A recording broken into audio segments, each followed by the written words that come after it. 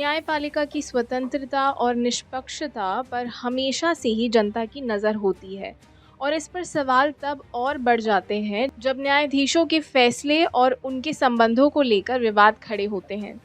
हाल ही में डी.वाई. चंद्रचूड़ के कार्यकाल के अंत में कई विवाद उठे, लेकिन फिर भी लोगों को उम्मीद थी कि वे न्याय दिलाने में निष्पक्ष रहेंगे। हालांकि अब जब जस्टिस संजीव खन्ना का नाम बतौर अगला मुख्य न्यायाधीश सीजेआई के रूप में प्रस्तावित किया गया है, कानूनी हलकों में चिंता बढ़ गई है। जस्टिस संजीव खन्ना के बारे में ये बात प्रमुख रूप से उठाई जा रही है कि उनके आरएसएस से करीबी संबंध हैं। डी.वाई. चंद्रचूड़ द्वारा उनका नाम प्रस्तावित किया गया, लेकिन ये भी चर्चा का विषय है कि न्यायपालिका में एक साझी लॉबी किस प्रकार काम कर रही है और इसका असर भविष्य में न्यायिक फैसलों पर पड़ेगा। अब बात करें उन मामलों की जहां जस्टिस खन्ना के फैसले या उनका झुकाव बीजेपी के पक्ष में रहा।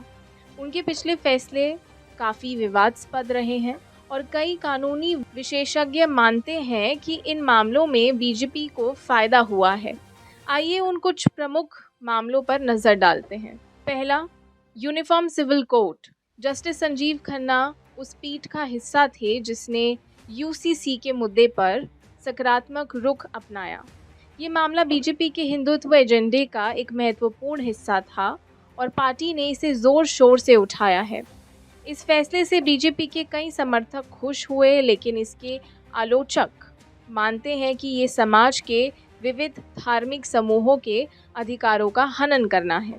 यूसीसी का समर्थन सीधे सीधे बीजेपी के एजेंडे को बढ़ावा देता है और इस मामले में खन्ना की भूमिका पर सवाल उठाए जाते हैं। दूसरा, अडानी और मोदी सरकार के रिश्ते पर चुप्पी। जब अडानी समूह से जुड़े मामलों को लेकर अदालत में पीआईएल दायर की गई, जिसमें मोदी सरकार और अडानी के बीच संबंधों की जांच की मांग की गई थी, तब जस्टिस संजीव खन्ना की बेंच ने इस मुद्दे पर ठोस प्रतिक्रिया नहीं दी। न्यायिक निष्क्रियता के कारण ये मामला ज़्यादा आगे नहीं बढ़ सका और इसके चलते बीजेपी को अप्रत्यक्ष रूप से राहत मिली। ये मामला उस समय काफ़ी चर्चाओं में था जब अडानी समूह के खिलाफ गंभीर आरोप लगे थे और न्यायपालिका की भूमिका पर प्रश्न उठे थे। अब तीसरे मुद्दे पर आते हैं, निर्वाचक आयुक्त की नियुक्ति के मामले में खामोशी। मोदी सरकार द्वारा निर्वाचक आयुक्त की नियुक्ति से जुड़े नियमों में बदलाव किए गए थे, जिसमें सीजेआई की मौजूदगी अनिवार्य नहीं रही। इस मामले में न्यायपालिका की ओर से कोई सख्त कदम नहीं उठाए गए और जस्टिस खन्ना ने भी इस मुद्दे पर अपनी चुप्पी बनाए रखी। ये निर्णय सीधे सीधे बीजेपी को चुनावी प्रक्रियाओं में लाभ पहुंचा सकता है, क्योंकि इससे सरकार की शक्ति और बढ़ जाती है और निर्वाचन आयुक्त की निष्पक्षता पर सवाल उठ सकते हैं। चौथा, ईवीएम को लेकर पीआईएल को गंभीरता से नहीं लेना। एक और बड़ा मामला जो हाल ही में चर्चा में रहा है, ये है ईवीएम के इस्तेमाल पर उठाए गए सवाल। कई जनहित याचिकाएं दायर की गईं, जिसमें ईवीएम के साथ छेड़छाड़ के आरोप लगाए गए थे और इसकी जांच की मांग की गई थी। इन मामलों को लेकर भी न्यायपालिका का रुख खासा ढीला था और जस्टिस खन्ना की ओर से कोई निर्णायक कदम नहीं उठाया गया। इसे भी बीजेपी के पक्ष में माना गया, क्योंकि चुनावों में ईवीएम के इस्तेमाल को लेकर विपक्षी दलों ने कई बार आपत्ति जताई थी। जब जस्टिस संजीव खन्ना को मुख्य न्यायाधीश के रूप में नियुक्त किया जाएगा तो उनके कार्यकाल की अवधि करीब 6 महीने की होगी। इस छोटे कार्यकाल में उनके पास कई महत्वपूर्ण और संवेदनशील मामले होंगे जिन पर निर्णय लेना होगा। कानूनी हलकों में इस बात को लेकर चिंता है कि खन्ना के निर्णय बीजेपी और आरएसएस के पक्ष में हो सकते हैं। कई कानूनी विशेषज्ञों का मानना है कि खन्ना का झुकाव हिंदुत्ववादी विचारधारा की ओर है और उनके फैसले इस विचारधारा को मजबूत कर सकते हैं। यही कारण है कि कानूनी लॉबी इस बात को लेकर परेशान है कि उनका कार्यकाल न्यायपालिका की स्वतंत्रता और निष्पक्षता के लिए चुनौतीपूर्ण हो सकता है। ये कहना गलत नहीं होगा कि न्यायाधीश संजीव खन्ना का कार्यकाल एक बड़ी परीक्षा की तरह होगा। उनके फैसले ये तय करेंगे कि न्यायपालिका पर जनता का विश्वास कितना कायम रहता है। आरएसएस और बीजेपी के साथ उनके कथित संबंधों को देखते हुए ये देखना दिलचस्प होगा कि क्या वह अपने निर्णय में निष्पक्षता बनाए रखेंगे या फिर उन पर सागी होने का ठप्पा लग जाएगा। आने वाले समय में कई महत्वपूर्ण फैसले उनके समक्ष होंगे, जिनमें संवैधानिक अधिकार, अल्पसंख्यकों के हित और सरकारी नीतियों की वैधता शामिल होगी। ये देखना होगा कि इन मामलों में वे किस तरह से निर्णय लेते हैं और न्यायपालिका की निष्पक्षता को बनाए रखते हैं। जस्टिस संजीव खन्ना का नाम मुख्य न्यायाधीश के रूप में आते ही ये सवाल उठने लगा कि क्या न्यायपालिका में सागी लॉबी का प्रभाव और बढ़ेगा, क्योंकि उनके फैसले भारतीय जनता पार्टी और आरएसएस के पक्ष में झुके होंगे, या फिर वे सभी संदेहों को दरकिनारे कर निष्पक्षता के साथ न्याय दिलाने का काम करेंगे। इन सवालों का जवाब हमें उनके कार्यकाल के दौरान मिलेगा, लेकिन एक बात तो तय है कि न्यायाधीश संजीव खन्ना का कार्यकाल न्यायपालिका के भविष्य को काफ़ी हद तक प्रभावित करेगा। उनके निर्णय इस बात को साबित करेंगे कि न्यायपालिका की स्वतंत्रता कितनी सुरक्षित है और देश की लोकतंत्रता में इसका क्या स्थान है। आइए अब बात करते हैं कि कितने ज़रूरी मामले हैं जिनके फैसले देश की स्थिति को बदल सकते हैं। भारत सरकार से जुड़े कई महत्वपूर्ण कानूनी मामले इस समय सुप्रीम कोर्ट में लंबित हैं, जिनका देश की राजनीति, समाज और संविधान पर गहरा प्रभाव पड़ सकता है।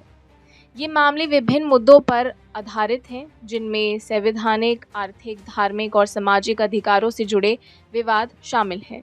यहाँ कुछ प्रमुख कानूनी मामलों का विवरण दिया जा रहा है, जो इस समय सुप्रीम कोर्ट में चर्चा में है। पहला, यूनिफॉर्म सिविल कोड। भारत सरकार ने समान नागरिक संहिता को लागू करने की दिशा में कदम उठाने की बात की है, जिसका मकसद पूरे देश में सभी नागरिकों के लिए एक समान कानून लागू करना है, चाहे उनका धर्म या जाति कुछ भी हो। हालांकि ये मामला विवादास्पद है, क्योंकि इसका विरोध कई धार्मिक समूहों द्वारा किया जा रहा है, खासकर मुस्लिम समुदाय। इस मुद्दे पर सुप्रीम कोर्ट में कोई याचिका दायर नहीं है, जिनमें इसे लागू करने या ना करने पर निर्णय लिया जा सकता है। दूसरा, Assam NRC, national register of citizens. Assam NRC के तहत राज्य में अवैध रूप से रहने वाले विदेशी नागरिकों की पहचान की जा रही है। इस प्रक्रिया के दौरान बड़ी संख्या में लोगों के नाम सूची से बाहर कर दिए गए हैं, जिनमें से कई ने सुप्रीम कोर्ट का दरवाज़ा खटखटाया है। ये मामला भारत के नागरिकता कानून और लोगों के मौलिक अधिकारों से जुड़ा है। तीसरा, ईवीएम और वीवीपैट की सुरक्षा। ईवीएम और वीवीपैट की सुरक्षा और विश्वसनीयता को लेकर सुप्रीम कोर्ट में कई जनहित याचिकाएं दायर की गई हैं। विपक्षी दलों का आरोप है कि ईवीएम के साथ छेड़छाड़ हो सकती है और इसलिए चुनाव आयोग को इसकी पारदर्शिता सुनिश्चित करने की आवश्यकता है। चौथा, tribal land rights. Supreme court में आदिवासियों के भूमि अधिकारों से संबंधित कई मामले लंबित हैं, खासकर वन अधिकार अधिनियम, फॉरेस्ट राइट्स एक्ट। कई आदिवासी परिवारों को जंगलों से बेदखल किया गया है और उन्होंने इसके खिलाफ याचिका दायर की है। ये मामला आदिवासी समुदायों के जीवन और उनके पारंपरिक अधिकारों से संबंधित है। पांचवा, धारा 370 और जम्मू कश्मीर का विशेष दर्जा। धारा 370 को हटाने और जम्मू कश्मीर के विशेष दर्जे को समाप्त करने के बाद से ये मामला सुप्रीम कोर्ट में लंबित है। कई याचिकाकर्ताओं ने इस निर्णय को चुनौती दी है और इस मामले पर अभी तक अंतिम निर्णय नहीं हुआ है। ईडब्ल्यूएस 10% ईडब्ल्यूएस आरक्षण को लेकर भी सुप्रीम कोर्ट में कई याचिका दायर की गई हैं। सरकार ने आर्थिक रूप से कमज़ोर वर्गों के लिए शिक्षा और नौकरियों में आरक्षण का प्रावधान किया है, लेकिन इसके खिलाफ कई समूहों ने विरोध किया है। याचिकाकर्ताओं का कहना है कि ये संविधान के मौलिक ढांचे का उल्लंघन करता है और इसे खत्म किया जाना चाहिए। सातवां, इलेक्टोरल बॉन्ड्स। इलेक्टोरल बॉन्ड के जरिए राजनीतिक दलों को गुप्त रूप से चंदा देने का मुद्दा सुप्रीम कोर्ट में है। याचिकाकर्ताओं का कहना है कि ये प्रणाली पारदर्शिता के खिलाफ है और इससे राजनीतिक भ्रष्टाचार को बढ़ावा मिलता है। ये मामला राजनीतिक फंडिंग की पारदर्शिता और चुनावी प्रक्रिया की स्वच्छता पर महत्वपूर्ण प्रभाव डाल सकता है। आठवां, कानून व्यवस्था पर राष्ट्रपति शासन। कई बार राज्यों में कानून व्यवस्था के आधार पर राष्ट्रपति शासन लगाने का मामला सुप्रीम कोर्ट के समक्ष आया है। हाल ही में महाराष्ट्र, झारखंड और पश्चिम बंगाल जैसे राज्यों में राजनीतिक अस्थिरता और सरकार बनाने के लिए राष्ट्रपति शासन का मुद्दा उठा। अगर 9वें मुद्दे की बात करें, पेगासस स्पाईवेयर विवाद। भारत सरकार पर आरोप है कि उसने पेगासस स्पाईवेयर के माध्यम से पत्रकारों, विपक्षी नेताओं और सामाजिक कार्यकर्ताओं की जासूसी करवाई। इस मामले की स्वतंत्रता जांच की मांग को लेकर सुप्रीम कोर्ट में याचिकाएं दायर की गई हैं। ये मामला निजता के अधिकार और सरकार की जवाबदेही से जुड़ा हुआ है। 10वां और आखिरी मुद्दा CAA और फार्म लॉज। हाल ही में नागरिकता संशोधन अधिनियम CAA और कृषि कानूनों के खिलाफ बड़े स्तर पर विरोध हुआ है। इन दोनों मामलों में सुप्रीम कोर्ट ने सुनवाई की और याचिकाकर्ताओं ने इन कानूनों को असंवैधानिक करार किया। हालांकि कृषि कानूनों के बाद में सरकार ने वापस ले लिया, लेकिन CAA से जुड़ा मामला अभी भी लंबित है और इसका निर्णय संवैधानिक अधिकारों और नागरिकता नीति पर बड़ा असर डालेगा। भारत की सुप्रीम कोर्ट में इस समय कई ऐसे महत्वपूर्ण मामले लंबित हैं जिनका प्रभाव देश की राजनीति, समाज और संविधान पर व्यापक रूप से पड़ सकता है। इन मामलों के फैसले ये तय करेंगे कि भारत की न्यायपालिका कितनी स्वतंत्र और निष्पक्ष है और इसके जरिए लोकतंत्र की नींव कितनी मजबूत हो सकती है। और आप हमसे जुड़े रहने के लिए सब्सक्राइब करें YouTube पर, फॉलो करें Twitter पर और लाइक करें Facebook पर। और ज्यादा जानकारी के लिए आपको टाइप करना होगा सिर्फ न्यूज़ नशा।